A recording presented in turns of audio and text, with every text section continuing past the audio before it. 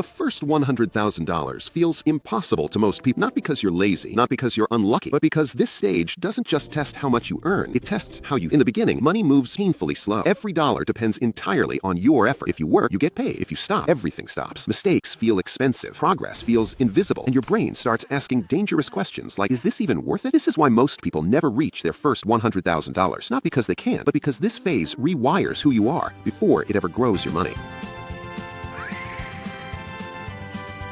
The first $100,000 feels impossible to most people, and it's not because the number is huge, not because they lack intelligence, and certainly not because they are lazy, but because this stage forces you to face the raw truth about your habits, your patience, and the way your brain reacts to money under pressure. At the beginning, every dollar feels earned painfully, every cent dependent entirely on your effort, your time, your energy, and your consistency. And when you make a mistake, it hurts not just financially, but emotionally, because the first dollars are heavy and progress feels invisible. And yet this is exactly where most people quit, not because the plan is wrong, but because their emotions overpower discipline. Your brain starts asking dangerous questions. It whispers, is this even worth it? Or why am I working so hard for so little? And doubt grows every day. And because there are no systems, no leverage, no momentum, income grows linearly. You work more hours, earn a little more. You stop working, income stops immediately. And that creates stress, pressure, and fear. This is the stage that punishes impatience and rewards boring discipline. Yet humans are wired to seek quick validation, which is why spending money to feel successful, upgrading lifestyle prematurely, or seeking emotional relief feels tempting, because it gives a false sense of progress, while your actual savings and investments grow slowly. But for those who don't quit, something subtle begins to change. Habits form quietly, saving becomes normal, investing feels routine, tracking expenses starts to feel responsible, and risk begins to feel calculated rather than scary. And this is the invisible transformation that starts inside your brain, because you begin to act intentionally rather than emotionally. And the first 100,000 is more about becoming the person capable of managing money consistently than the actual money itself. It's about patience, emotional control, and discipline. And it teaches you that results are delayed, but the process is non-negotiable. And you slowly stop chasing big wins and start respecting small, consistent habits. You learn that the compounding of skills and knowledge matters more than the compounding of money in these early stages, because the real foundation of wealth is built inside you before it appears outside you. And while you are still trading time for money, your perspective begins to shift, because you realize that short-term discomfort is the price for long-term freedom. And every small decision to save, to invest, and to delay gratification is rewiring your brain, teaching it to stay calm under pressure, to resist temptation, and to trust that consistent effort produces invisible momentum that eventually becomes unstoppable. And that is why the first $100,000 feels heavier than any milestone after it, because it is not just a financial barrier, it is a psychological one. It is the invisible threshold where most people quit, and the rare few who persist are the ones who start behaving differently, thinking differently, and acting differently. And this is the reason the first stage is so emotionally taxing, because nothing is automated yet. No systems work while you sleep. Every move is manual, every hour counts, and mistakes feel expensive. And yet, in this struggle, the seeds of discipline, patience, and emotional intelligence are sown, which will later allow money to work for you rather than against you. And if you can survive this first stage without quitting, you've already done the hardest part of the journey, because the next phase of wealth does not rely on raw effort, but on the systems and habits you create here. And that is why understanding and respecting this first stage is more valuable than chasing immediate gains, because without mastering this early phase, larger amounts of money only create more stress, more mistakes, and more emotional challenges. And that is the brutal but honest truth about why the first $100,000 is the stage where most fail, and only the disciplined, the patient, and the emotionally aware move on to real financial freedom. As you move past the first $100,000, something invisible begins to shift inside you. A quiet but powerful transformation that changes how you think about money, how you spend it, and how you invest it. Because now, habits have started to form. Saving no longer feels like a struggle. Investing begins to feel routine. Risk feels calculated instead of terrifying. And your brain starts to understand the concept of delayed gratification. And this is where the compounding of behavior becomes more important than the compounding of money itself, because the decisions you make consistently now create leverage later, and the small victories start stacking in your favor. Confidence grows, not from external validation, but from seeing discipline pay off, and you realize that the struggle of the first stage was not wasted, but necessary, because it built patience, emotional control, and a foundation of mental resilience. Now your income may still grow linearly at times,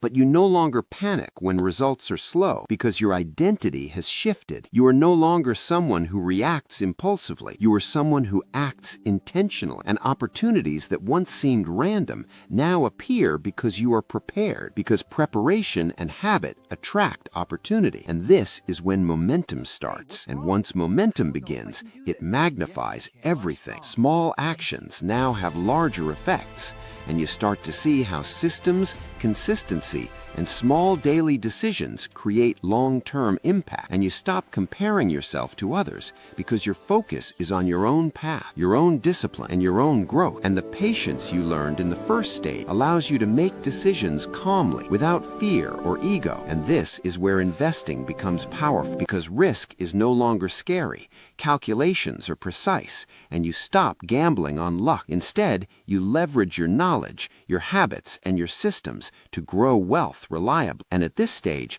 mistakes still happen, but their cost is smaller, because your behavior, your mindset, and your planning protect you. And the compounding of skill, knowledge, and opportunity starts to accelerate. And you realize that working harder is no longer the main key. Systems working while you sleep, automation, and leverage are what multiply your results. And you start focusing more on long-term outcomes than short-term gratification. And this is also where the psychology of money truly matters, because you begin to notice how your brain tricks you into unnecessary spending, fear, or greed. And now you have the tools to stop those impulses, to redirect them into constructive financial behavior. And this creates freedom, because unlike the first stage where you felt trapped by effort, now effort multiplies rather than disappear, and money begins to feel lighter, because it is no longer a reflection of emotion, but a reflection of consistent habits. And as your confidence grows, you stop being intimidated by wealth, risk, or opportunity, because you know you can handle it responsibly. And this stage also reveals a truth that many people miss, which is that the first $100,000 was never just about money. It was about transformation. And now, beyond that, every dollar you earn, save, and invest is amplified not by struggle, but by systems, preparation, and emotional maturity. And the real power of money is unlocked when you behave like the person capable of holding it. And by mastering this stage, you are no longer a victim of your impulses, a slave to linear income, or a prisoner of emotional spending, but a person who can think ahead, act intentionally, and let compounding work for you. And that is why this phase, while calmer than the first, is equally critical, because it sets the foundation for the next $1 million, for freedom, and for the ability to live a life where money is a tool, not a burden. And as you pass through this stage, your mindset has evolved, your habits are refined, and the first 100K struggle becomes a distant memory that taught you patience, resilience, and emotional control. And this is why those who reach this point are rarely the same person who started, because they are stronger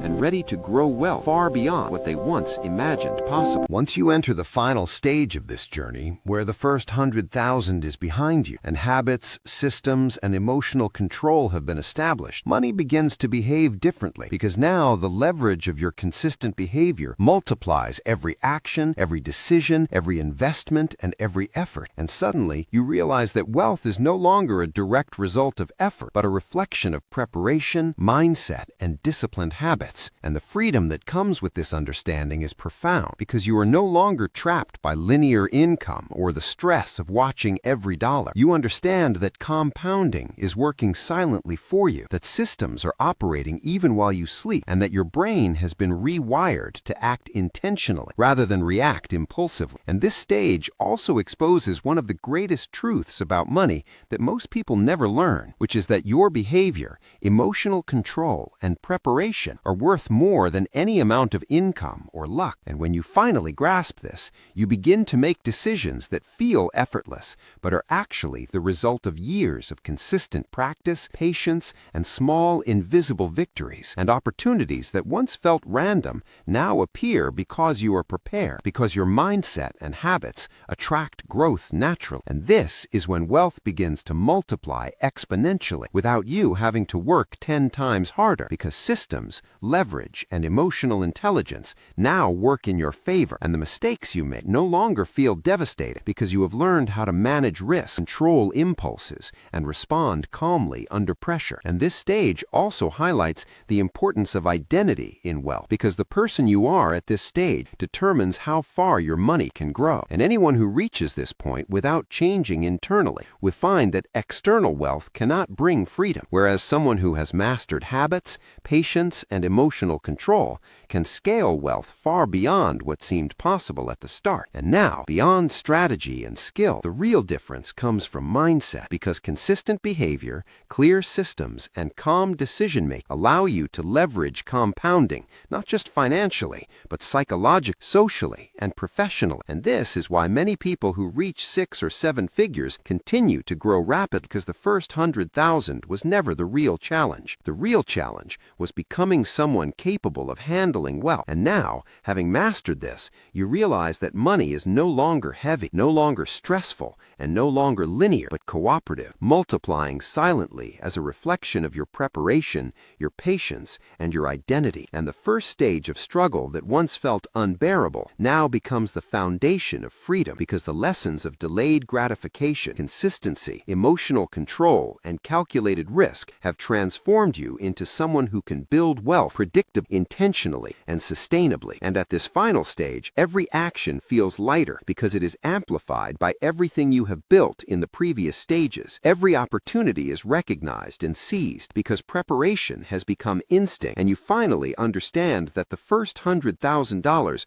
was never just about money. It was about becoming the person who could manage money, the person who could build it responsibly, the person whose habits, patience, and mindset are the real sources of financial freedom. And now, with this understanding, the journey continues with less struggle, more leverage, and the confidence that money, when treated correctly, will finally work for you instead of against you. And that is why the hardest part of wealth was never the numbers, never the income, never the mistakes. It was always about transforming yourself into someone capable of holding and growing money with discipline, patience, and intelligence. And now, as you reach the point where the next million seems achievable, you do so not by working harder, but by being stronger, smarter, and more prepared than the person you were at the start. And that is the ultimate lesson of financial growth. The real wealth is always internal first, and external only follows.